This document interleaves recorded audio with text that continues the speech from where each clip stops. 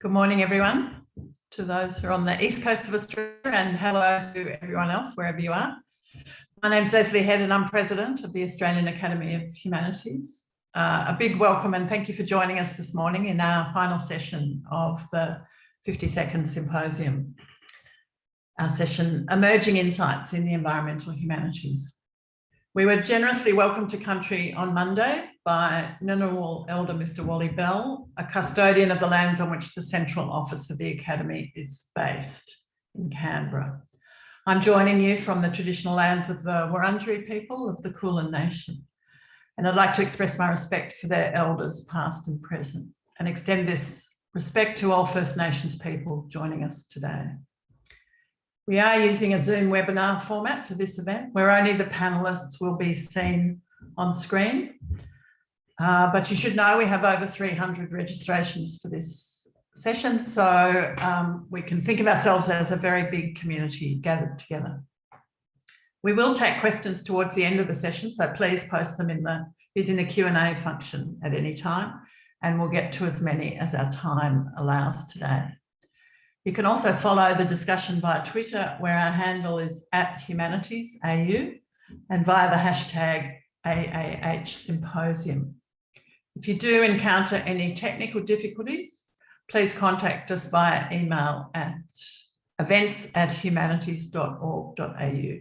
The session is being recorded and will be posted on the Academy's YouTube channel.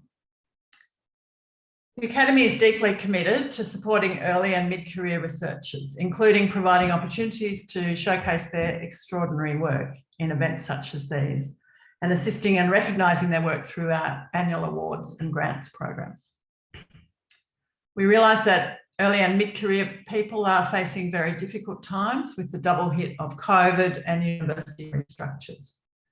To meet our Academy's purpose to ensure the humanities in Australia thrive and excel, we know we need to do more to support EMCRs in our disciplines. So we have been working together with our colleagues at the Academy of Social Sciences and a group of enthusiastic EMCRs from across the disciplines. And I'm delighted to announce today the establishment of a new network for EMCRs in the humanities, arts and social sciences, the Australian EMCR SHAPE network. SHAPE is a new acronym for these disciplines and stands for Social Sciences, Humanities and Arts for People and the Environment. SHAPE Futures will officially launch in 2022, but if you're interested in learning how to get involved, you can follow the link that's coming up in the chat to register updates from the network and follow them on Twitter. So today's panel is testament to the richly diverse and important work of early and mid-career researchers. My co-chair today is Professor Stephen Mugie, who's both Professor of Creative Writing at Flinders and Professor Emeritus of Ethnography at the University of New South Wales. Thank you, Stephen, for your assistance. As we'll see, we're bringing together people from a range of disciplines who will present us with a key insight from their research. So we've given them a pretty tight brief. It's not a full paper, it's a particular idea or insight. And you can, of course, follow their full work in the bios that are on the website. So today we're joined by Dr. Alessandra Antonello, Senior Research Fellow at Flinders University, Dr. Dan Barnes, Lecturer in Literary Studies at the University of New England, Dr. Sophie Chow, Postdoctoral Research Associate at Sydney Uni, Dr. James Dunk, also from Sydney Uni, Dr. Ruth Gamble, Lecturer in History at La Trobe, Dr. Michelle Langley, Senior Research Fellow in the Australian Research Centre for Human Evolution at Griffith Uni, Dr. Ruth Morgan, who's Director of the Centre for Environmental History at ANU, there's Lauren Tynan, who's a Trawalwi woman from Tabracunna country in northeast Tasmania, and a PhD candidate in Geography and Planning at Macquarie, and Dr. Stephen Zagala, Research Fellow in World Cultures at the South Australian Museum and contributor to the Post-Humanities Research Program at Flinders. So I'll hand over now to our first speaker. Sandro, over to you. Good morning, everyone. Hello from Ghana country and the Flinders campus here at Bedford Park in Adelaide. The More Than Human Embassy. Images from the recent United Nations Climate Change Conference in Glasgow show the modern practices of international diplomacy that create and enact environmental governance. A core group of diplomats and officials from the world's governments negotiate agreements, and a cast of thousands mills around them. In meeting rooms large and small across sprawling conference sites, environmentalists, scientists, industrial and commercial actors, journalists, lawyers, and land and conservation managers talk, share, and trade alongside the treaty negotiations. And we can't forget the less visible workers who support their daily presence. But something is missing. Or perhaps something is a shadowy or peripheral presence, which we need to sense among these peoples and their ideologies, agendas, and ideas. Where is the earth? Where are the animals, the plants, the ecosystems, the landscapes, and the seascapes? There are many images of these things in the conference's temporary exhibitions, many stand-in spheres with various illustrations, projections, and digital artistry. But where are the diplomats representing the earth? Is there a more than human embassy? In my work on international environmental history, especially of the Antarctic, the cryosphere, and the world's oceans, I've tried to keep an eye out for the traces, tracks, and inscriptions that non-human nature leaves on international diplomacy and geopolitics. The human animal leaves tracks and traces, some of those being words printed in ink on paper, or in earlier times on the skins of animals, that constitutes the material basis of treaties. But can we also read other, more than human authors? The environmental humanities not only says, yes, we can, but demands that we sense those non-human traces as both an analytical and an ethical imperative. In my own work, the inchoate and amorphous more than human embassy is staffed by swarming krill, gregarious seals, expansive ice cores, surging glaciers, warming seas, unrealized sea ice, and more. But what marks and traces of theirs can we find in the moments of diplomacy or treaty texts? Let's take one moment in the history of the Antarctic Treaty System. This regime was inaugurated in 1959 with the negotiation of the Antarctic Treaty. Of the 99 delegates who participated in those negotiations, perhaps only 5 had been to Antarctica. In the decades since, the Antarctic Treaty has been expanded with other treaties and agreements with a strong focus on environmental protection and management. So how did gregarious seals make their mark on the Convention for the Conservation of Antarctic Seals in 1972? I don't expect you to know this very minor and slightly out of date international treaty. In the early to mid 1960s, in a curious moment when Antarctic whaling was declining, but hopes for a new sealing industry emerging, the Antarctic Treaty parties decided they should negotiate a treaty to regulate sealing in Antarctica and to generally manage the 6 species of Antarctic seals. While an early 19th century rush had severely affected Antarctic fur seal populations and a medium-sized elephant seal hunt occurred across the late 19th and 20th centuries, Antarctica seals, other seals, had generally not been hunted. The diplomats were hoping to be at least partially precautionary. At a meeting in 1966, a seal burst into the negotiations. Most diplomats in that meeting had never been to Antarctica and probably never seen an Antarctic seal in the wild. Only one of them, a British official named Brian Roberts, quote, had actually measured a seal. Seals generally raise mirth amongst us human animals, and when Roberts described his, quote, reluctant wrestling with seals in 1935 and 1936, that description, quote, reduced the meeting to tears of laughter.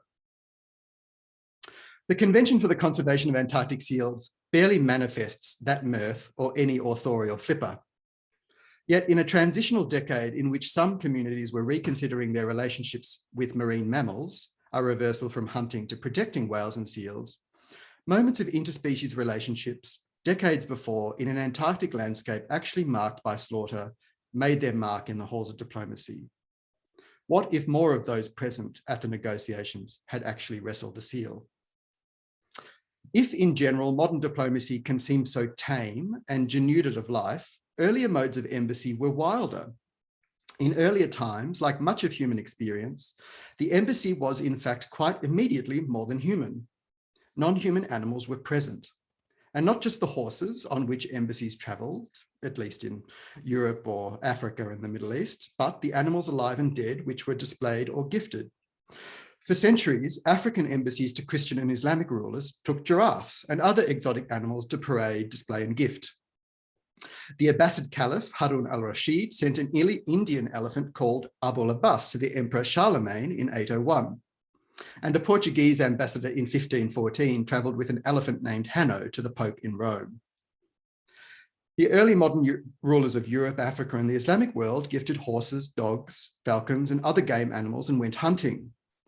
Hunting as diplomacy, by the way, has recently been eagerly reinstituted by His Excellency the French President, Emmanuel Macron.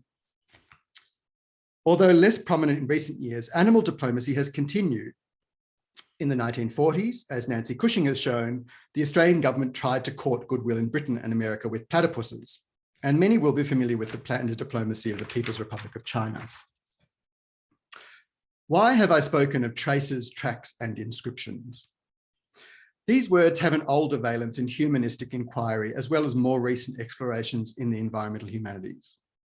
Carlo Ginzburg, the pioneer of microhistory, connected the historian's approach to evidence to, in his words, an evidential paradigm that could perhaps find its earliest instances in what he called the venatic semiotics of early humanity, that is, the hunter reading the signs and clues left by animals. Bruno Latour prominently drew out our attention to inscriptions and fact-making in his great work with Stephen Woolgar, Laboratory Life. More recent inspirations include Eric Mugler's study on the history of botanical connection in Yunnan, China, in which he describes the acts of putting earth onto paper. Etienne Benson has put it superbly, I think, by noting that not only do non-human animals leave their traces and marks on the world, but that humans and other animals help each other to leave traces in the world. And that, I think, is a good place to end. How can this account of the past within the analytical and ethical commitments of the environmental humanities carry us forward? How can human diplomats work with the More Than Human Embassy? The humanities at large can help us to acknowledge that we humans help non-human others to leave traces, and that non-human others help us to leave traces, including in treaties, those texts on which we are currently pinning our hopes for the future. Thank you. Thank you very much, Sandro. Some powerful images there of embassies staffed by crew and seals bursting into negotiations. So without further ado, I'll hand over to Diana Barnes. Welcome, Diana. Thank you. Speaking from Hobart today, I pay respects to the traditional owners of this land, the Mawina people, and acknowledge today's Tasmanian Aboriginal people as the custodians of the land. In pastoral literature from classical times, the simple life of the shepherd and his flock is regulated by predictable seasonal routines. Human time, animal time, and planetary time are balanced in a mythic continuum. European free settlers arrived in Australia with a pastoral vision in mind. In this paper, I'll consider what early modern pastoral literature reveals about the gendered temporalities of environmental colonialism in 19th century Australia.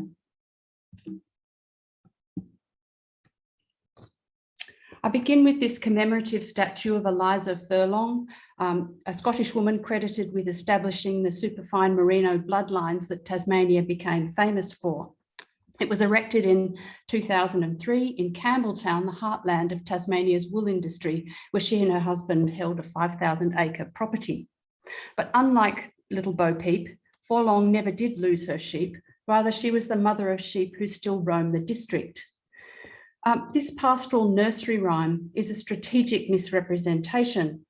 It belies the scientific ingenuity, the careful research and planning, the land management and patriarchal threads in the Furlong history. Eliza Furlong and her husband made deliberate plans to emigrate to Australia. In 1827, they spent 2 years in Saxony researching the latest advances in breeding and management of the sheep. And so when they came to Tasmania, it was with a clear plan in mind. When they came to Tasmania, they got their 5,000-acre property after much argument and what's been described as an epistolary war, they never were content with this parcel of land, partly because it didn't have access to water, which was essential for the fine merino. The sheep had to be washed in order to get the best price for the clip. This statue does show, however, that these pastoral stories are perpetuated. The Anthropocene raises a problem as human history and deep history or geological history coincide. As Chakrabarti, Latour and others point out, the idea that human actions are impacting deep geological or earth history challenges ideas and assumptions that have underpinned human history hitherto. This complex and urgent debate led me to consider what literature can contribute to this discussion. In defending literature in the tradition of Aristotle's Poetics, Sir Philip Sidney advocated the virtues of literature. Whereas history is constrained by what actually happened, literature engages in the business of inventing new worlds, of imagining better worlds, of extending beyond the real. Sidney identified pastoral literature as one mode that can resolve the limits of history. It has the advantage of offering a bottom-up social and political critique via simple allegories concerning shepherds, their sheep, and the wild animals that threaten them. He also emphasises Meliboeus, Virgil's shepherd, who was dispossessed of his lands and must wander with his flocks, and he references the hedges that demarcate properties, fields and estates, and thus underscores the genre's concern about land ownership and management. At the time of Australia's colonial settlement, pastoral writing was undergoing a renaissance in the hands of the Romantics, but I'll turn to early modern pastoral literature because I know it better and because it more directly exposes assumptions about temporality that became so entrenched in writing about human engagement with the natural environment, became so entrenched as to be invisible.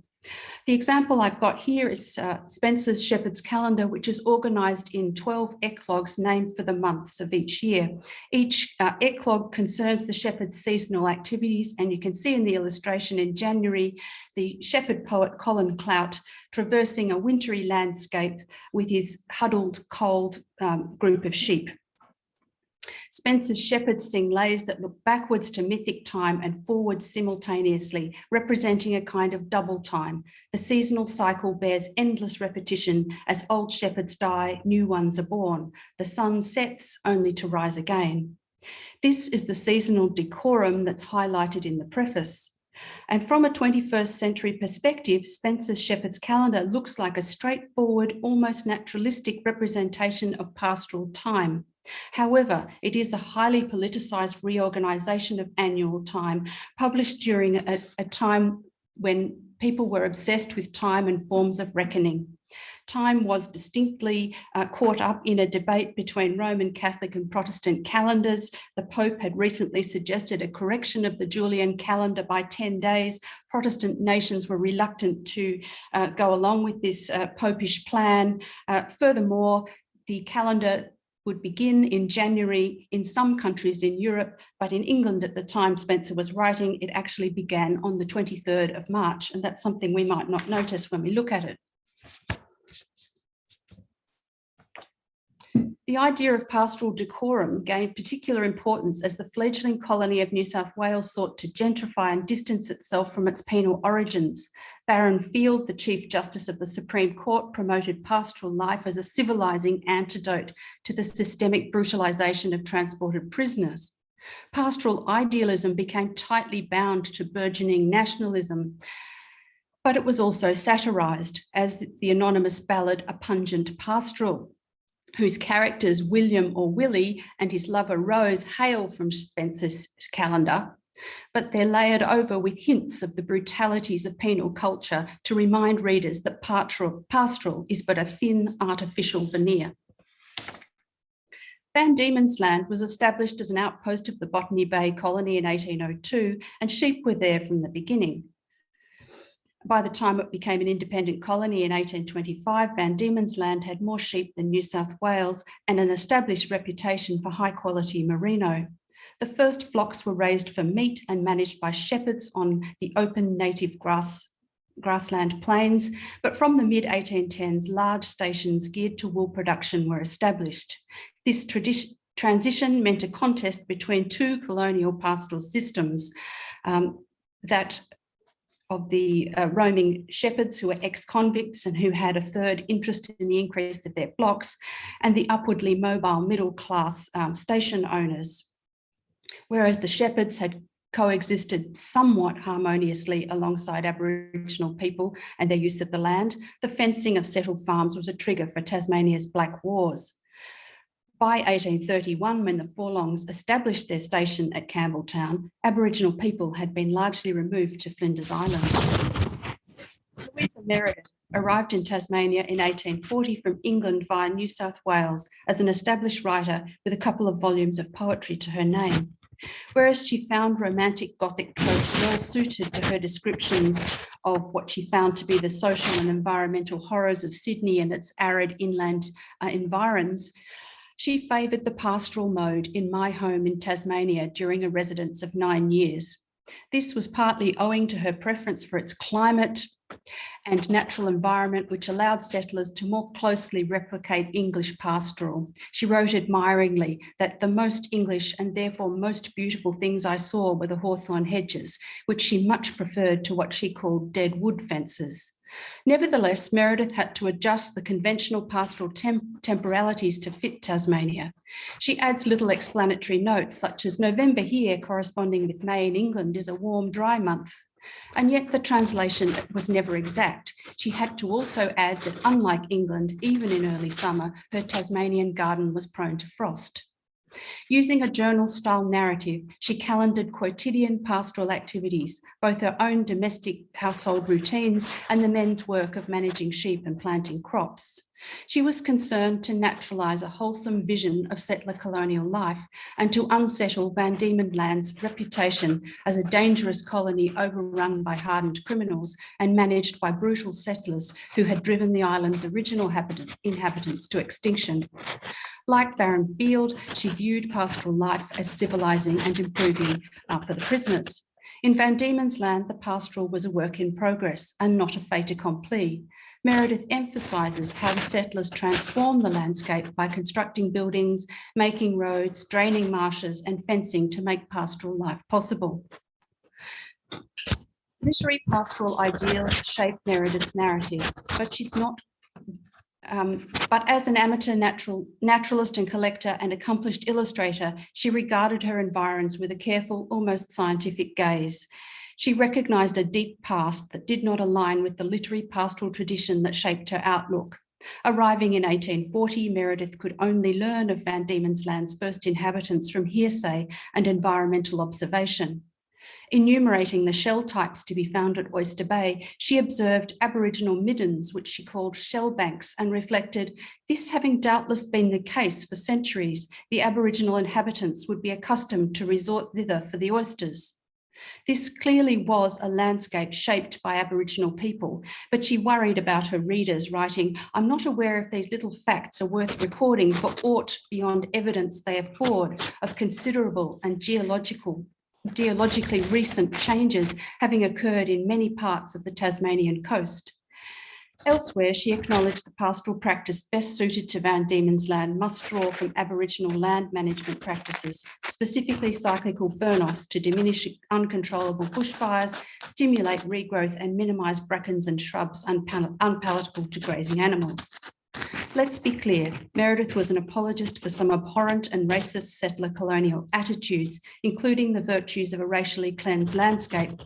But in activating the pastoral mode, adjusting its temporal scheme, taking the backward glance essential to the pastoral vision, and acknowledging Van Diemen's Land's deep anthropogenic history, she entered a contest over the Eurocentric histories pastoralism naturalises, and foreshadowed a conversation about the ecological impacts of settler colonial land and water management that is very relevant today.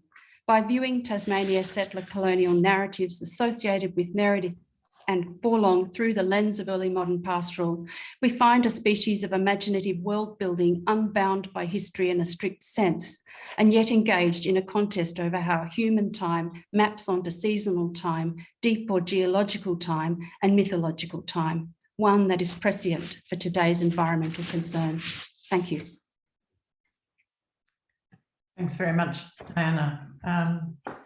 Important discussion of the political nature of pastoral temporalities there. So handing straight over to Sophie.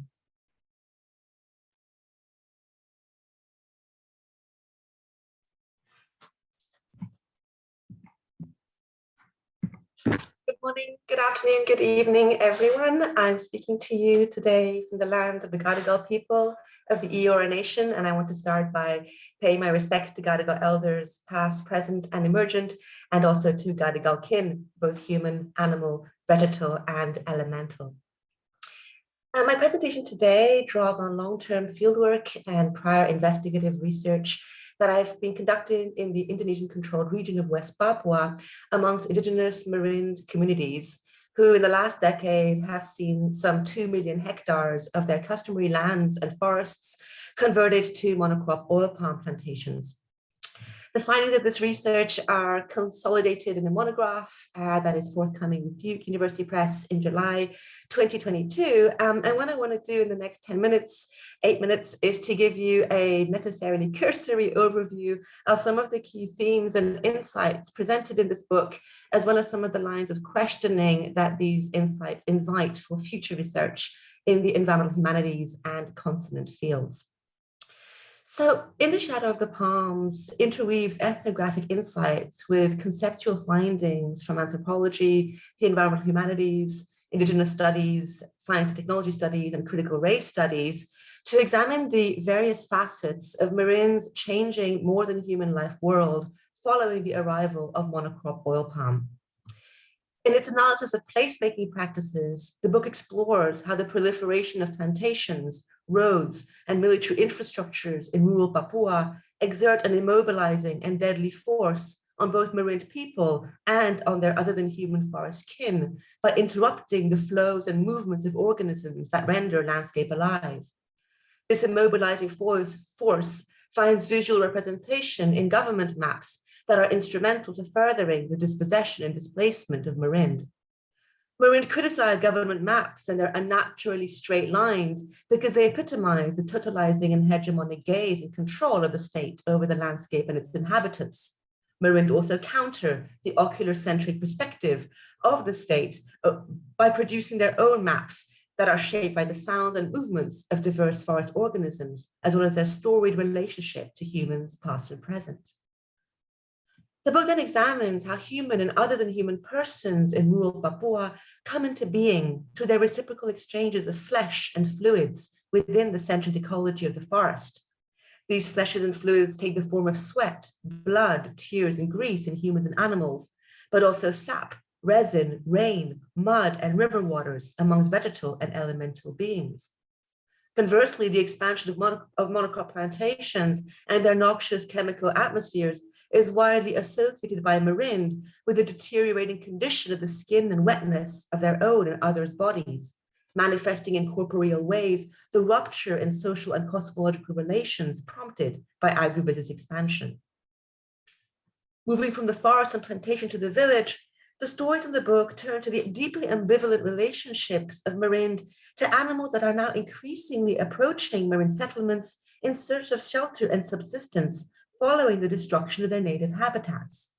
These organisms include cassowaries, crocodiles, possums, kangaroos, amongst others.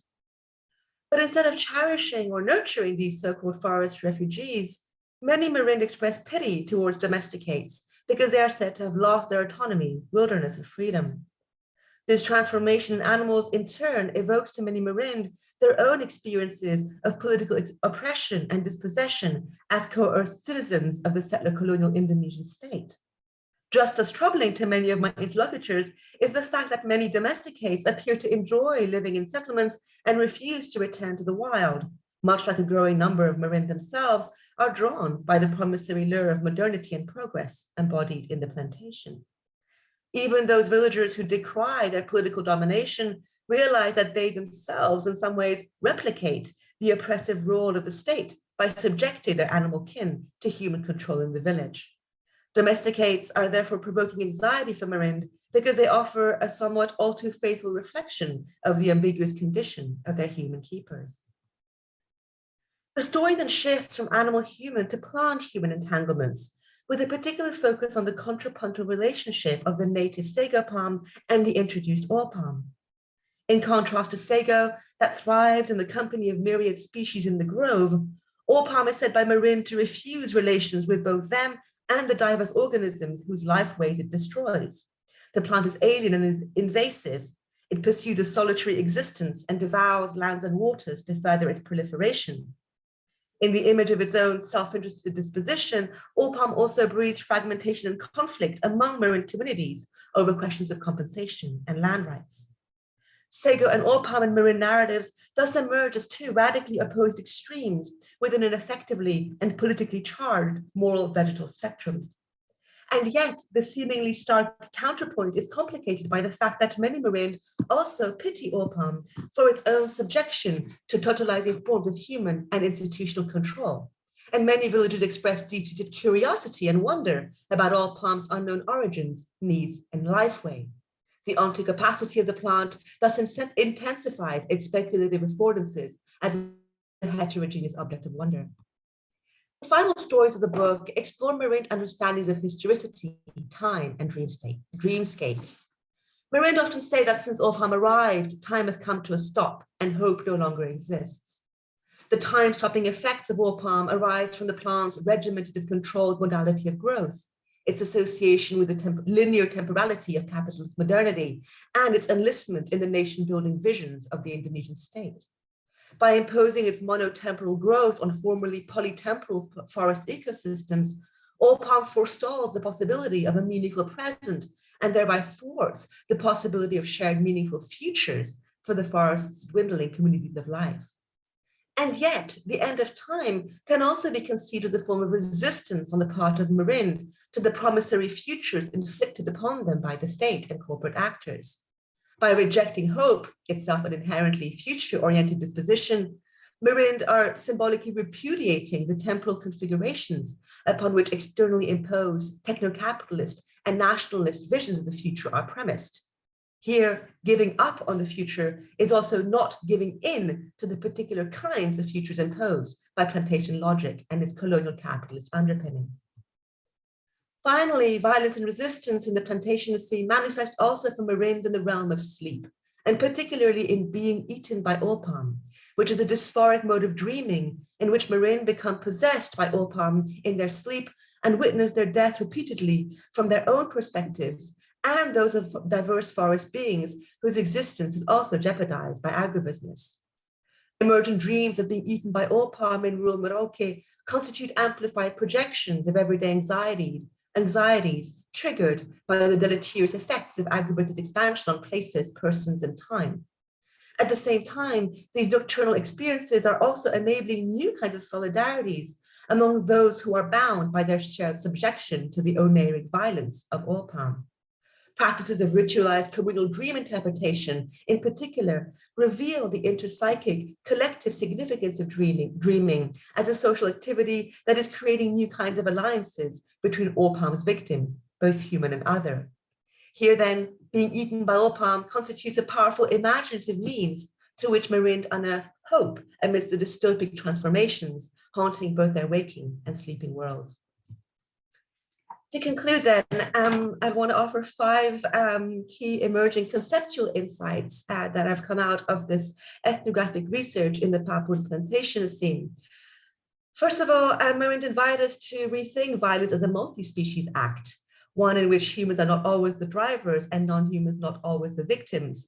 In the book, I provocatively perhaps argue that thinking about violence as a human-only prerogative might in itself be another expression of human exceptionalism. The book also tries to push the notion of dispersed ontologies to theorize the multi-sited life world of cash crops like oil palm that exist both as drivers of destruction and as victims themselves of techno-capitalist machinations, at the same time as they constitute objects of wonder and speculation amongst those subjected to their deleterious effects. Marin's understanding of plantation life worlds also invite us to think about processes of extinction, extraction, and emergence as they operate not only sequentially, but also synchronously, and of the challenges of getting the balance right in telling better, bitter stories about forest and plantation lives, deaths, and afterlives. The research invites multi-actored, multi-sited, multidisciplinary, and multi-species approaches in the environmental humanities, at the same time as they invite us to critically problematize who the stories we tell are for and whom they serve. And in this regard, I think the greatest conceptual and political insight that's come from this research has been the importance of bringing multi-species ethnography into conversation with forms of intersectional justice and political struggle that are occurring in the ground amongst communities who continue to be treated as subhuman and killable before the law. And this is some of the more recent work I've been doing of trying to bring ideas of social, racial justice into conversation with questions of environmental, climate, intergenerational, and also multi-species justice as a way of moving away from the individual human-centric ways in which subjects of justice are framed in Western conceptual frameworks. I'll leave it at that. Thank you very much. Terima kasih. Thank you very much, Sophie, and we look forward to next year. So handing straight over to James Dunk. Good morning from Wurundjeri country in Sydney. I acknowledge that elders past and present and that sovereignty here has never been ceded.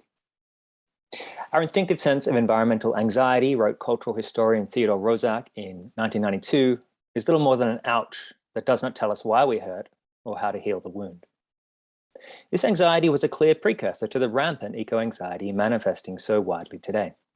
For Roszak, this tension or feeling of unease indicated an underlying connection. We hurt, we're wounded, because the planet is wounded and we're connected to it deeply. In August 1990, the Intergovernmental Panel on Climate Change had released its first assessment report, confirming that human activity had caused an increase in global surface temperature of between 0.3 and 0.6 degrees across the 20th century, and a further 0.3 degrees per decade was expected if business was to continue as usual. It was about this time, as human scientists realized that they were warming the planet, that we were warming the planet, that we also realized that this was not an environmental issue. The previous December, no less than the chair of preventive medicine at Harvard Medical School, Alexander Leaf, warned of the potential health effects of climate change in no less than the world's most influential medical journal. Climate change was liable to become the greatest threat to human health, he warned. He'd earlier worked to stave off the comparable health effects of a nuclear war. But as the Cold War drew to a close, he turned to this dawning ecological crisis. Others made a similar pivot, like the environmental scientist and budding psychologist William Keepin. At a panel in May 1990, he offered these thoughts. Human beings are the ones who created the threat of nuclear war, and human beings are the ones who've created the threat of ecological catastrophe. And so the common root to all these problems is the human being. If we're going to get to the root of these problems, we have to inquire into the nature of human beings. And that's not very commonly spoken about. In the environmental movement, most of the emphasis is on the physical degradation, the pollution concentrations and pH levels, and all of these physical symptoms. It's not enough for a lasting solution because the roots of the problem don't lie in the physical domain. They lie in essentially the psychological domain. We need a psychological research program to begin to address this question. What is it about human beings that enables them? What is it that they want so bad that they're willing to destroy themselves trying to get it? The prospect of nuclear annihilation had generated an anxious, searching line of psychological inquiry couched within a stark planetary imaginary.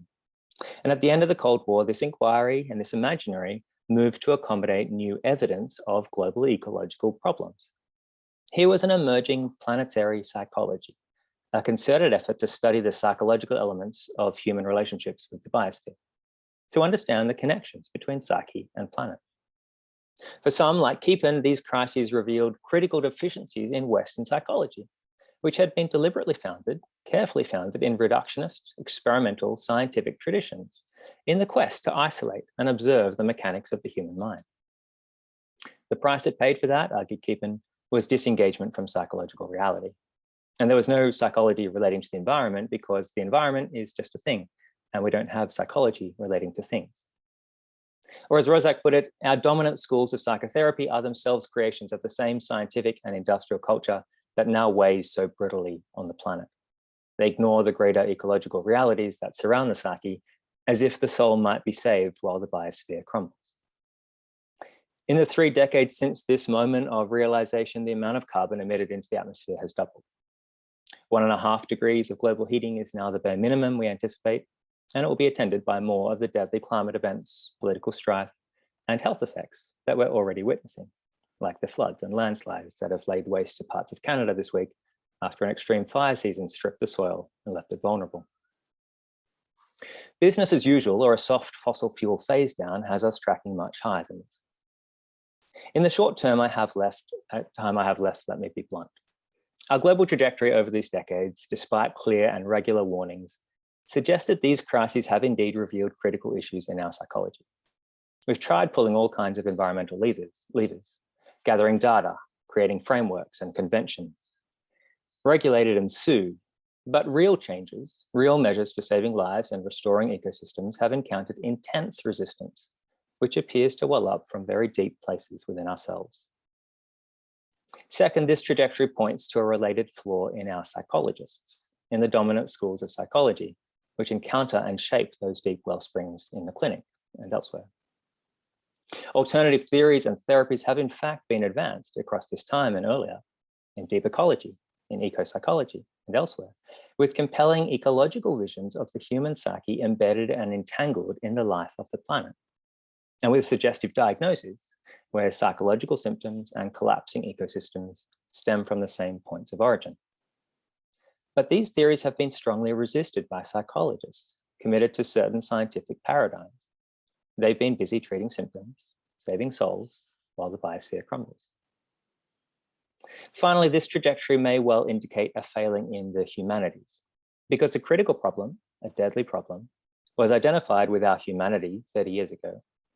And our disciplines are only now really catching up and coming properly to terms with it. For history, my discipline, this may be because, as Amitav Ghosh writes, it's mostly still imagined as a domain of exclusively human activity.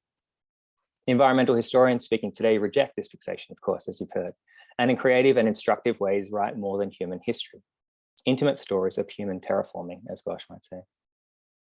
But if we consider a field like the history of psychology, we can see how history continues to maintain what Ghosh calls the absolute distinction between the natural and the human that is so central to Western ways of thinking. Disciplinary history emerges from similar assumptions and ambitions as modern psychology, and both share many of the assumptions and ambitions that have guided us into the present crisis. Historians tend to be cautious. We see precedents and pitfalls and pretensions everywhere, and we demand proof of things according to our frameworks of evidence and meaning and logic. All of this means that, like psychologists, we have not taken alternative visions of the psyche and of the planet seriously. We've not often taken in the planet or its systems at all into our history. We haven't seen that human history beats within its rhythms. And we have studiously not listened to those who have seen and heard these things. But now that business as usual has become untenable, even suicidal, perhaps some of these frameworks and assumptions have also become untenable. Might it be that our characteristic caution as historians now invites us to radically question these received traditions and commitments, and to approach what were the farther reaches again, to come back with a new openness and a new humility? We have the craft to show that the cultural train wreck, which is this ecological crisis, is historical, is contingent, to show that other worlds and other selves are indeed possible and viable. We have the craft to search for these words and selves in the vast church of history, and to write them into new stories in which a transition is not only necessary and urgent, but underway, to introduce a new era which has already in fact begun to dawn. Thank you. Thanks very much, James. And I'm really sorry that we don't have a minute or two between each of these really rich presentations just to pause and reflect, but we'll do that afterwards. So over now to Ruth Gamble.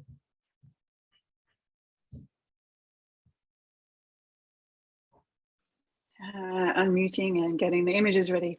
Hi everyone, my name is Ruth Gamble and I'm speaking to you today from Naarm, Melbourne, on the unceded lands of the Wurundjeri people of the Kulin Nation. And I want to pay my respects to the land's traditional elders and to any First Nations people that are listening. Today, I'm going to talk about the Himalaya, a mountain range I first visited as a teenager and one in which I've spent a lot of time since. And I want to ask what happens when we think about these mountains as historical actors? Or to put it another way, why don't we think about these mountains as historical actors? And what do we lose when we don't? This is a photo of Mount Galgapo, White Pillar in Tibetan. It rises at an altitude of 6,750 meters between two great rivers, the Mekong, which is in the dark at the bottom of the photo, and the Salween, out of sight here behind the mountain. Both rivers flow at about 1,800 meters above sea level, around 11 horizontal kilometers from the peak. That means that the slope gradient between the peaks and the rivers is about 1:2. It's steeper than a black run. Mountains like this shape the behavior of those who live near them. People travel up, yar, down, mar, or around, gor, the mountains. The light that crops receive, the grass yaks and cows eat, weather and water cycles are all determined by the mountains. Their slopes house diverse biomes from glaciers to alpine meadows, through conifer forests to jungles. The biomes are close, and this means that you can hear one from another. Standing in a tropical forest at the bottom of the slope, you can hear pine trees rustling and glaciers creaking above you. The mountain's overwhelming presence makes it understandable that locals saw it as a god, and that this god figures prominently in regional histories. His name is Rongtsen Galgapo. Rongtsen means spirit of the gorge. He's a white god riding a white horse with a turquoise mane. The stories say he arose with the mountain as the earth boiled and lived for eons before humans arrived on his slopes. Rongtsen Galgapo is one of many Himalayan long-lived mountain deities. Perhaps the most famous divine family in his neighborhood is Shiva, his partner Parvati, whose name means mountain woman, and her sister Ganga, the Ganges River, who flows to earth through Shiva's hair and is shown in this picture as poured water. The gods' stories are replete with instances of mountains as agents, but these stories don't have the political and economic influence they used to. A few hundred years of colonization and post-colonial progress have sidelined them in favor of new paradigms that focus on the region's geopolitics and the disputed Indian-China-Pakistan border, the development with projects like climate-proof greenhouses for monoculture crops in the top picture, and large hydropower road, rail, and tunnel projects like those in the bottom picture. There's also an abstracted environment as another focus, particularly threats to this region from climate change and to a much lesser extent from biodiversity loss. These approaches tend to ignore or talk around the mountains in the room. Mountains are not just places where geopolitics, development, and environmental crises happen. The abandonment of the mountain deity stories means that their key lesson has been lost or overshadowed. Mountains are actors, they do things. Maybe they don't determine more than human histories, but they influence them. And because they are mountains, this influence tends to be, well, Himalayan in scope. So the region's people learnt this millennia ago, and we ignore this lesson at our peril. So I collected a bunch of examples of the mountain's role in more than human history, but I don't have a lot of time today, so I'm just going to give you one example that's a very human story. But it's treating humans as a species rather than the central actors that we usually think of them about. To explore the importance of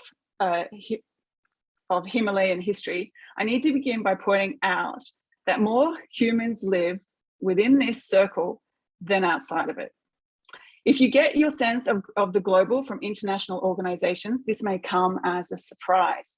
Our view of and discussions about humans as a species, the makers of the Anthropocene, tend to place the anthros from the Anthropocene somewhere around the Atlantic, instead of South, Southeast, and East Asia. The Himalaya lies within this circle, and the circle's most popular regions are those fed by a hydrological system Kenneth Pomeranz calls the Great Himalayan Watershed.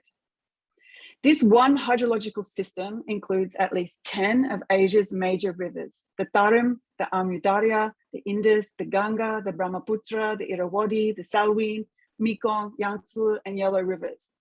40 to 45% of the globe's human population and a growing chunk of its economy, somewhere between 25 and 35%, depend on these rivers. Humans have lived around these mountain rivers for a very long time. Humans are basically river critters. They're attracted to these particular rivers because the Himalaya makes them perennial. The mountains draw in wet monsoonal air and its precipitation. And its precipitation falls as snow and ice at high altitudes, creating the world's third largest store of fresh water, which refreshes the rivers every spring with snow melt. But water isn't all that the river delivers. The mountains are young, only around 60 million years old, and still growing at around 5 centimeters a year. The river erodes much of this growth, delivering it as silt sediment to the river plains, refertilizing the soil, and even building new land. Bangladesh consists mainly of Himalayan silts, for example, and so do large areas of coastal China, like the area around the mouth of the Yangtze River.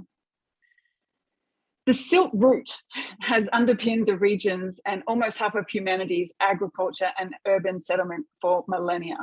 But because the mountains are no longer viewed as agents, as water and mud providers, but rather as spaces that can be securitized, developed, and extracted from, the largest dam rush in human history is playing out along them, jamming up the flow of mud, stopping flood pulses, delivering it to fields, and the floods recharging groundwater.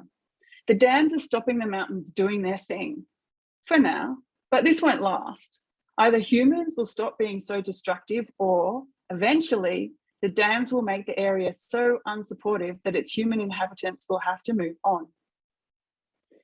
The damage from the dams reminds me of a Tibetan story about a group of mountain goddesses known as the Earth Protectors, Shinkyong-droma, who are insistent that they hadn't only watched humans arrive, but they were sure to see them disappear.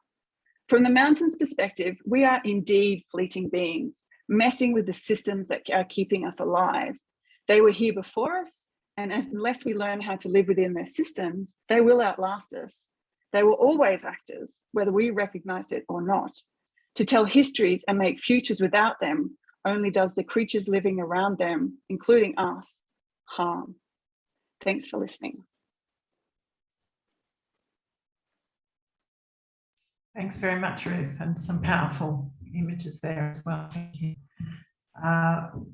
We're running a bit behind time, so we're going to skip the question slot, but encourage you to keep putting Q&A in the chat. So I'll hand straight over to Stephen Mookie for the next set of presentations. Thanks, Leslie. I'm Stephen Mookie. I'm speaking to you from Ghana country in the Adelaide Plains. What a wonderful bunch of talks so far. It's my pleasure to chair the next bracket of 4 speakers from our talent pool of early career and mid-career researchers in the environmental humanities. Michelle Langley from Griffith University, Ruth Morgan from the ANU, Lauren Tynan from Macquarie, and Stephen Zagala from the South Australian Museum. So 8 minutes each, with perhaps time for questions at the end. Over to you, please, Michelle. And I should add that people online can look up the bio notes in the symposium program. Over to you, Michelle. Thank you. Thanks, Stephen. First, I'd like to acknowledge the custodians on the land on which I work and live, the Yagara, and I pay my respects to their elders, past, present, and emerging. So I'm an archaeologist at the Australian Research Centre for Human Evolution based at Griffith University in Brisbane. So today I would like to touch on an evolutionary perspective of the human environmental nexus and talk about this long story of humanity. In particular, I'd like to touch on 3 of the most important milestones for humanity, that being the development of toolmaking, of our development of art, and our extended childhood. These 3 milestones are important for understanding not only how we became human within our minds in the first place, but how we enact that humanity today. So for at least the past 1.5 million years, hominids have utilized raw materials originating from animals They've used their bones, teeth and shell, among other materials, not only to create the tools needed for day-to-day life and subsistence, but also to decorate themselves. Personal ornamentation, one of the most important forms of art in archaeology, is a key part of being human, and as well as allowing us to express our personal and group identities, also enables us to express our embeddedness within our own environment. So I specialise in the study of these tools and ornaments made from what we call hard animal materials. So those being ivory, bone, antler, tooth, and shell most conspicuously. These raw materials have been widely used in space and time and have been hugely important in our cognitive and cultural evolutionary development. The widespread selection and use of these materials was not only because they were available and very suitable for a wide range of purposes, but also because people attached meaning to the animals that these materials were sourced from. As such, these materials are not just useful, but also very central to cultural beliefs and how they reflect those beliefs playing out in material culture. So of course, today we are all very aware that things have changed over the past few centuries. Materials which were once sustainably used for thousands of years are now banned thanks to destructive practices, the most obvious being that of elephant ivory. These bans, while helping to protect the animals which produce the materials, also bans long-standing traditional material cultural practices and the cultural connections between humans and their environment. While significant debate about surrounding how best to work through these issues continues, like that of the elephant ivory and rhino horn, and I've listed here at the bottom a paper by a recent PhD candidate of ours by Abigail Brown on rhino horn. We really are not any closer to a solution on how to manage the use of these sometimes very important materials and the conservation of the animals that produce them. So we've talked about how past peoples have expressed their embeddedness in the environment through the mindful use of hard animal materials. But today we tend to think about humans a bit differently. And I think this has come through in a few of the talks before me. In archaeology, my own discipline, as with many other disciplines, we often talk about how humans have used their technology as a kind of shield from the vagaries of the environment which surrounds us. This approach is the result of weird, being Western, educated, industrialized, rich and demographic societies, the origins of archaeology from those weird societies. Such approach often moving us humans away from the meshing of humans in environment. And as we've already seen, that relationship with environment, of human with environment, should be more like this, with our tools connecting us to our environment and not removing us from it.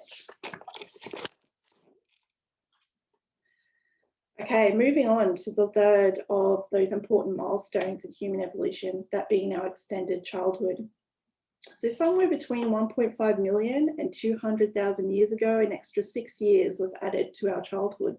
This time, we think, is afforded our brains to better match our experiences with our environment, resulting not only in opportunities to learn effective responses to outside stimuli, but also to innovate new solutions to encountered problems. Additionally, our brains are much more cognitively flexible in our first years, allowing for the quick uptake and translation of information. For most of the human story, children have played extensively outside, in forests, in the bush, in creeks, etc. In weird societies, those being the Western, educated, industrialized, rich and demographic, changing parental attitudes towards protecting our children has resulted in these freedoms to play outside freely and isolated from their parents being more and more restricted. As such, educators are now having to demonstrate the importance of what we call nature play to childhood development. Indeed, studies in psychology have demonstrated that nature play stimulates creativity and problem-solving skills that are integral to our executive functional development. Furthermore, childhood familiarity with natural materials often translates into technological or social innovations later in life, which is important for the long-term human story. So with nature play being important to human cognitive development and the cognitive flexibility of childhood perhaps playing a major role in human innovation, which is something we are currently researching not only in my own group, but in several groups around the world, I think we need to be very mindful of the implications for human health, well-being, and ongoing cognitive innovation if our children are unable to play freely out in nature. So in summary, the archaeological record demonstrates how important animal-based materials have been for our cognitive and cultural development over the past 1 million or more years, and that they were central to us becoming human in the first place. Because of our embeddedness in our environment, it is very central to our humanity itself. And we need to be mindful of the negative implications of removing ourselves or shielding ourselves further from the environment in our present way of life. This separation of human from environment reflects a major change in the human story, and it's almost as if we've begun to forget what it is to be human. So in conclusion, we need to keep our technology environment edges embedded and fuzzy, not only to look after our environment, but also to look after ourselves. Thank you. Thanks very much, Michelle. Co-evolution is certainly on the agenda as our humanities disciplines come to terms with these issues. I'm going to hand over now to Ruth Morgan, who's presenting on climate diplomacy and its histories inside the IPCC. Thank you, Stephen, and good morning to everyone from the unceded lands of the Ngunnawal and Ngambri peoples of the Canberra region, and I pay my respects to their elders past and present. Today, I'd like to take this opportunity to reflect on my experiences as a historian involved in Working Group 2 on impacts, adaptation and vulnerability for the 6th assessment report of the IPCC. And I want to consider why and how this organisation has recently turned towards the humanities and the social sciences in its efforts to inform climate diplomacy. Because I wasn't the only humanities researcher involved, there was also a philosopher and an archaeologist working as lead authors in Working Group 2. And a philosopher had been involved in Working Group 3 in 2014 as a lead author as well. And of course, there have been at least other historians that I'm aware of who have served as contributing authors since at least 2007. Since the 1970s, a planetary challenge such as climate change has suggested the logic of an international collaborative response. The climate diplomacy that emerged at Fukuyama's end of history was founded on the notion that its technocratic internationalism, underpinned by climate expertise, offered a politically neutral alternative to liberalism. These origins encouraged the expectation that climate diplomacy would neatly follow scientific advance and produce multilateral solutions to the climate problem. If only there was more scientific evidence, then policy would naturally follow. But of course, we've seen that the world's governments have found this a rather more difficult process entirely. Since its foundation in 1988, the IPCC has served as a key pillar in the system of global climate governance. Its role was and remains to provide governments with regular scientific assessments on the current state of knowledge about climate change. For most of that history, that knowledge was expressly natural science, and if social sciences were included, they were mostly from the field of economics. So knowledge was framed as scientific, technical, and socioeconomic, and of course, Western or weird, a new acronym for me. It's really been in the wake of the 5th assessment report in 2015 that the IPCC has begun to listen to its critics when it comes to the nature of the expertise it seeks to inform its assessments. This reflects the very slow realization on behalf of the IPCC that climate change is not some abstract scientific problem, but rather a product of historical processes manifesting in diverse and uneven ways according to particular histories, geographies, and cultures. I think we also have to understand this shift in the IPCC as a response to the politics of climate change. For that 5th assessment report, early career researchers had been invited to be involved for the first time in an effort to restore trust in the wake of ClimateGate as a kind of spring clean for the organisation. Even before then, the IPCC had sought to situate its 4th assessment report in 2007 in a historical lineage of climate science, a way of reinforcing its historical legitimacy. It wasn't history as we know it, but it was, as an institution, attuned to the value of history in asserting its credibility. Now, some researchers have suggested that the inclusion of HASS or shape now in the IPCC is pointless, that we need to break it all down and start again. So embedded the disciplinary hierarchies and knowledge silos that the tripartite working group structure perpetuates, with its working group 1 on physical science and its working group 2 on impacts, adaptation and vulnerability, and of course, working group 3 on mitigation. And while I've witnessed some of these challenges firsthand, I'm not sure the IPCC itself is entirely to blame. These hierarchies and silos are just as much maintained and policed by authors and researchers themselves than by the institutions and structures in which they operate.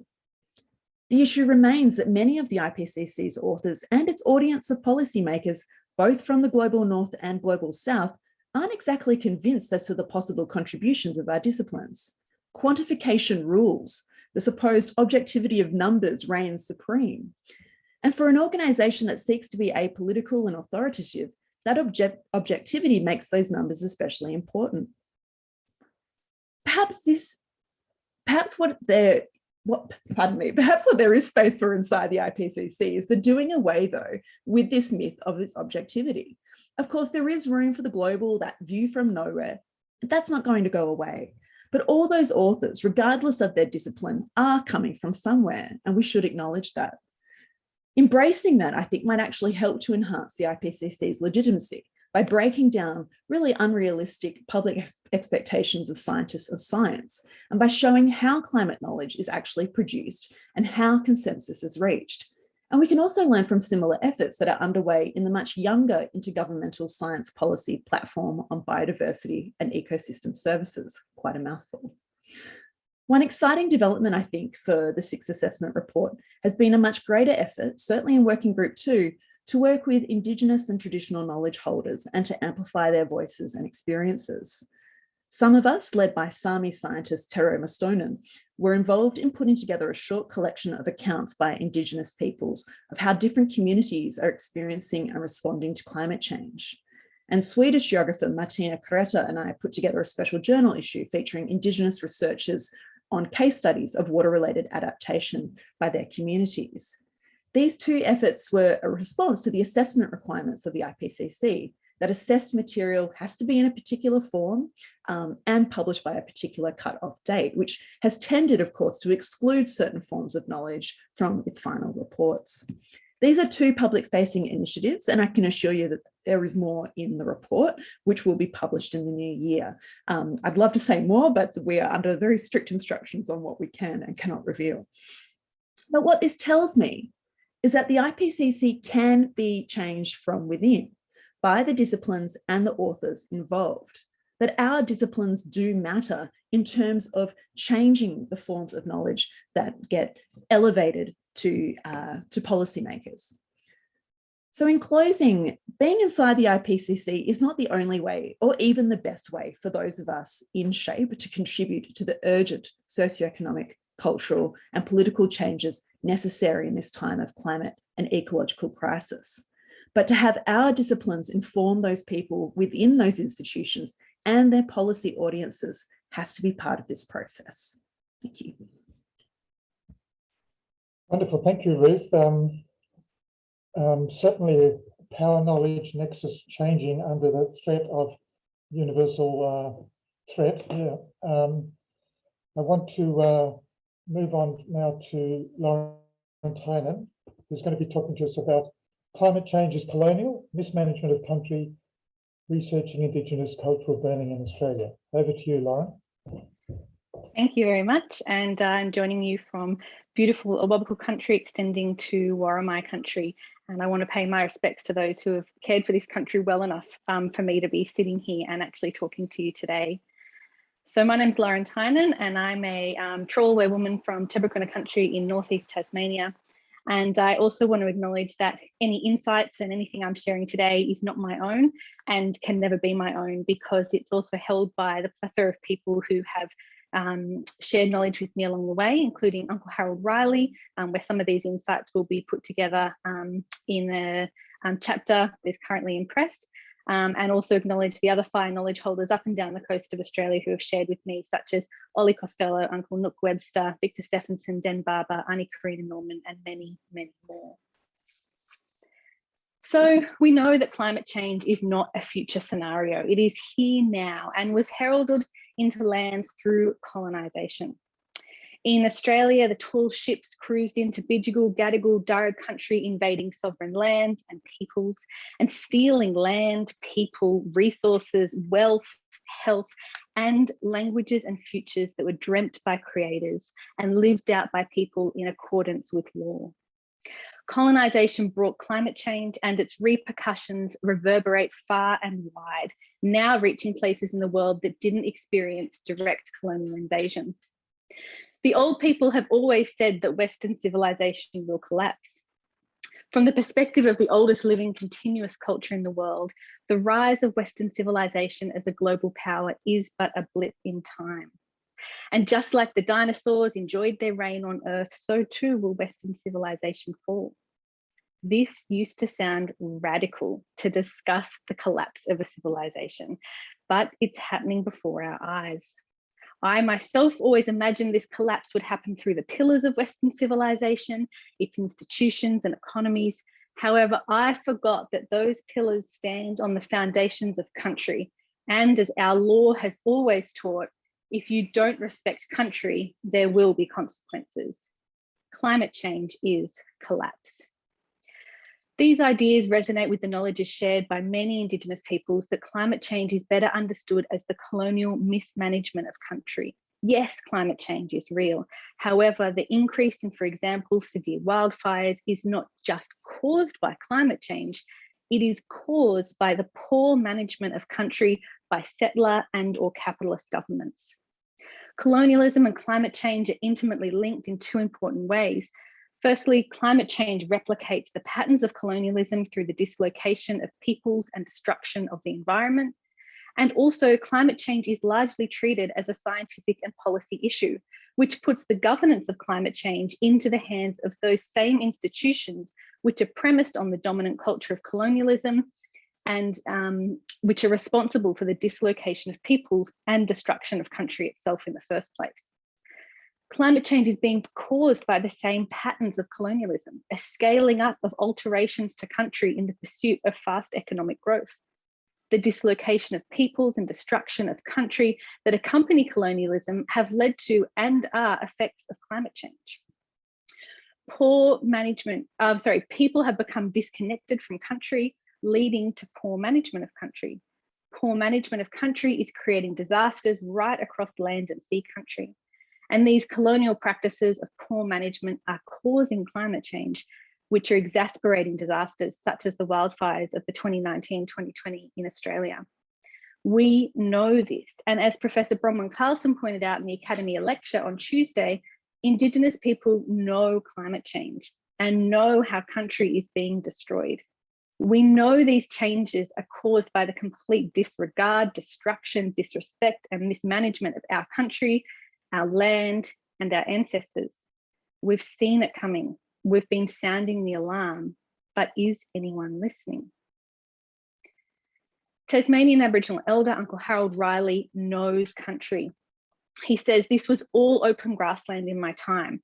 I can remember it well over 70 years ago. It was always grass.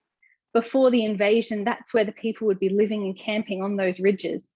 Our ancestors knew how to look after it and keep it, how to really handle it. As it is now, you can see the heath growing everywhere, miles and miles, acres and acres of it choking up country.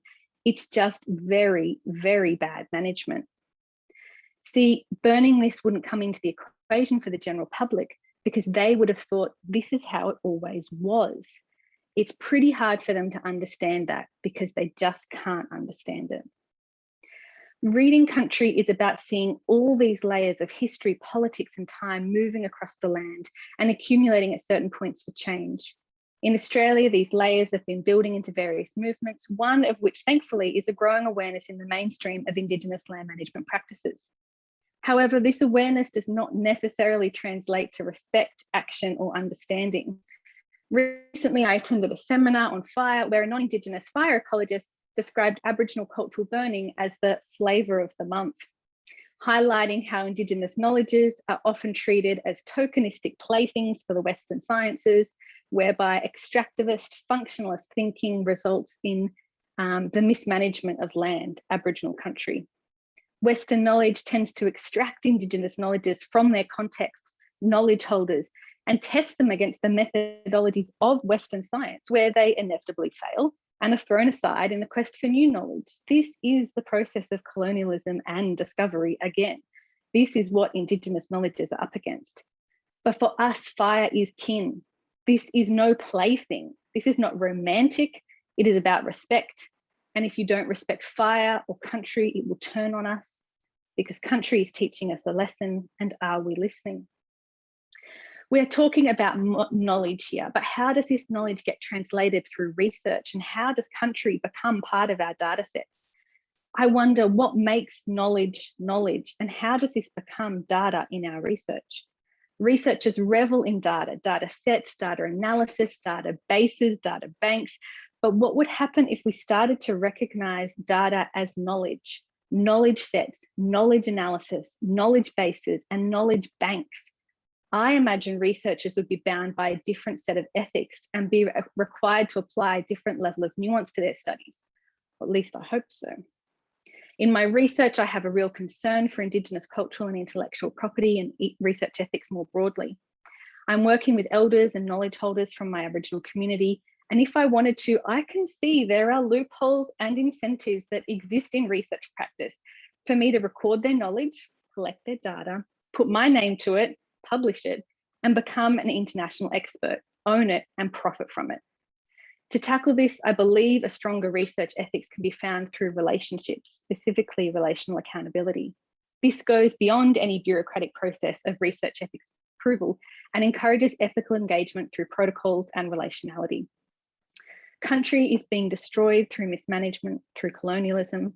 This is climate change, and we need to recognise that our data sets to tackle climate change are founded on country, through peoples, via our ancestors.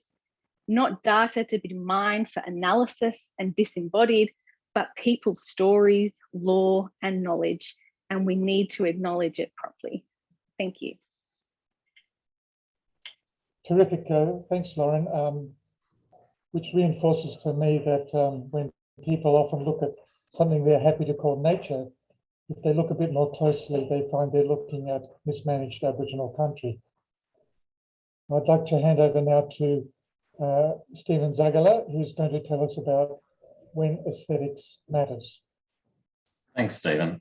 In 1920, while on a lecturing tour of Australia and New Zealand, Sir Arthur Conan Doyle visited the South Australian Museum, where I work and where I sit today speaking to you from unceded Kaurna land. Respect. Sir Arthur Conan Doyle visited the South Australian Museum to examine its holdings of large echinoderms or sea urchins. The famous author of Sherlock Holmes was actually in the Southern Hemisphere to deliver lectures on spiritualism, but he took every opportunity to feed his literary imagination with Antipodean curiosities. The South Australian Museum's sea urchin collection subsequently informed one of the short stories in Doyle's science fiction series about the indomitable Professor Challenger. Am I sharing my screen there now? No. Is that good? Yes. Perfect. Thank you. Great. Professor Challenger is a caricature of a certain type of museum scientist. He's a modernist hero who wants to feel the flex of human knowledge subjugating and dominating the natural world. But he's a little bit cosmic too. In the short story titled When the World Screamed, Professor Challenger comes up with a Gaia-type theory that the Earth is a living organism. He proclaims that the planet is in fact like a giant sea urchin with a hard outer crust encasing a sentient being at its core. He proceeds to prove his theory by digging a shaft through the crust of the Earth and plunging an iron drill into the pulsating protoplasmic substance that he finds at the bottom of the shaft. The experiment produces spectacular effects. A geyser of vile, treacly substance shoots 2,000 feet into the air, and volcanic vents on every continent tremble and spew in unison, proving that Mother Earth is a single living entity. But these effects are not just physical reactions to Professor Challenger's skewer of science. It's a psychological encounter. The world literally screams in pain, emitting a howl of outrage that echoes across oceans and reverberates around the globe. as Doyle puts it, no sound in history has ever equaled the cry of the injured earth. And this makes Challenger very happy. After all, his stated intention is to let the earth know that there is at least one person, George Edward Challenger, who calls for attention, who indeed insists upon attention.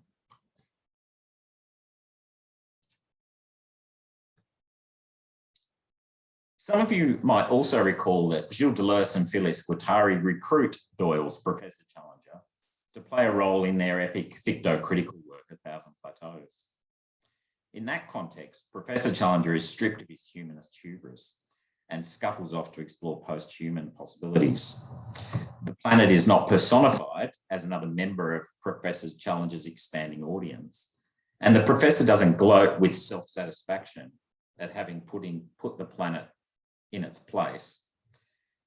Deleuze and Guattari's Professor Challenger is instead gripped by a discombobulating question. Who does the earth think it is? Who does the world think it is? Which sounds, of course, like the Spinozan ethical imperative to experiment. We don't know what the body can do, what this planetary body can do, but we'll find stuff out in the process of living with and through that body. And this is the trajectory of the professor in A Thousand Plateaus. He recognises that the world is indeed alive, but that this life exceeds the parameters of human consciousness. It's not about anthropomorphizing it, giving it a personality. Instead of trying to represent the world itself, Deleuze and Guattari's Professor Challenger starts tracing the strata of the earth, secreting himself into the layers and folds of the geological interface between the planet and the life forms that live off its atmosphere. Deleuze and Guattari describe a process of metamorphosis taking place. Something animalistic in the professor began to speak when he started talking about human beings. His hands were becoming elongated pincers that were incapable of grasping anything, but could still vaguely point at things. Disarticulated, deterritorialized, Challenger muttered that he was taking the earth with him and he was leaving for the mysterious world, his poison garden. Over the last few months, those of us participating in the post-humanities research theme at Flinders University had drawn inspiration from Bruno Latour's recent publication, After Lockdown, A Metamorphosis. And I should want to recognise that Alessandro and Stephen Muki both participate in this program with me. I should also mention that due to the university's recent restructuring, this project, I guess, is kind of post-Flinders as well as post-human.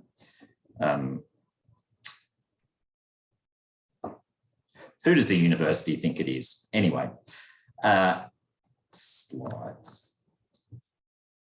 Like Deleuze and Guattari's Professor Challenger, Latour finds himself occupying a mysterious world, a poison garden of sorts, trying to live in a carbon-drunk atmosphere with clever viruses mutating in the shadows.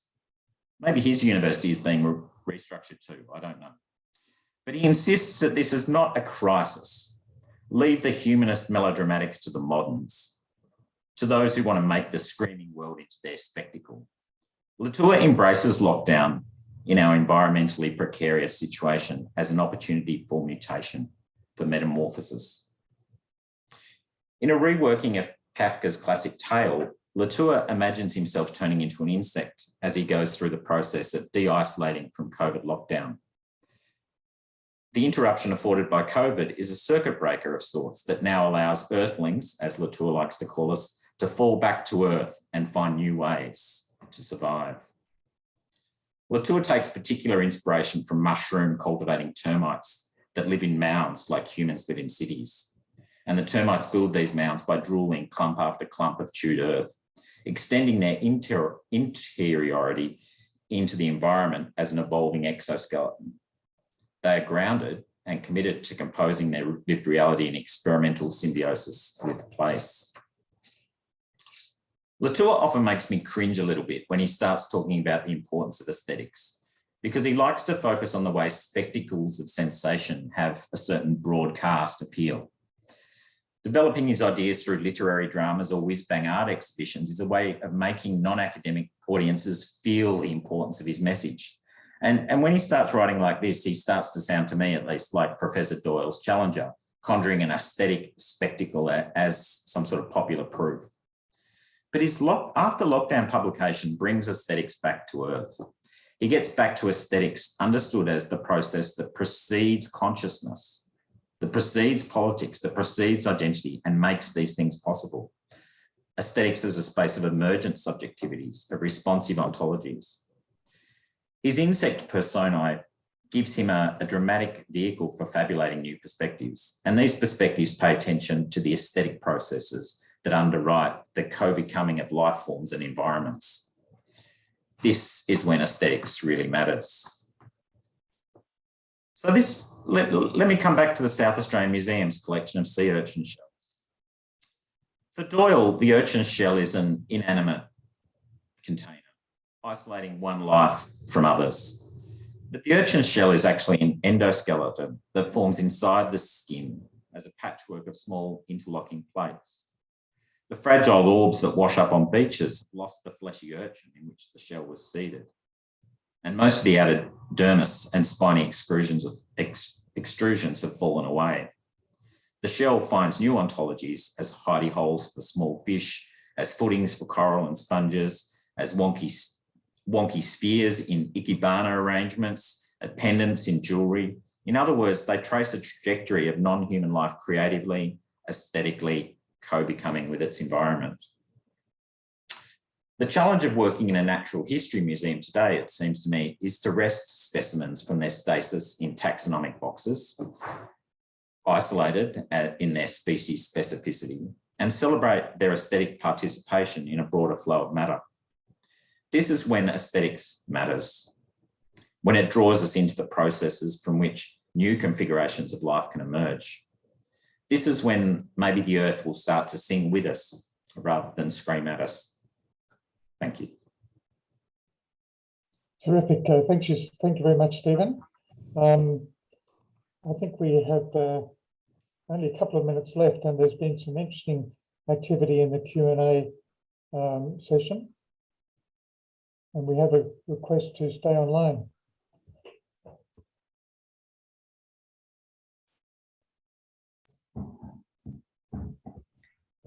Thanks very much, Stephen, and thanks very much to all the presenters for a really rich discussion. I think Warwick Anderson's question in the chat there about what this all means, not only for the environmental humanities, but for the humanities more widely, I think is a really important question. And I encourage you all to cogitate on that, that we don't have time to discuss it fully.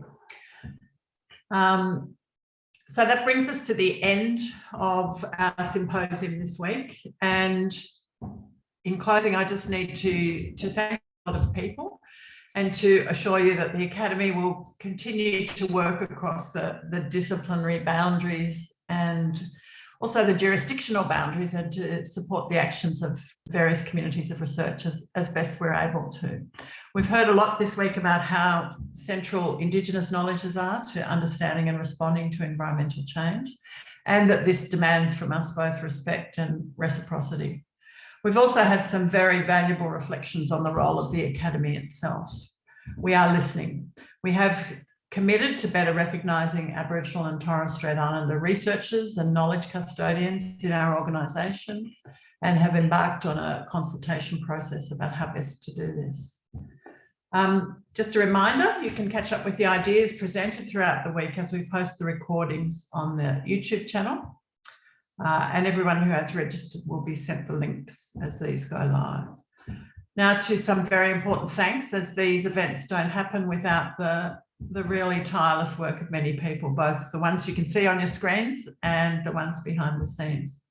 Firstly, thank you again to all the speakers over the course of the week who've contributed their time and ideas to enrich our debate and discussion.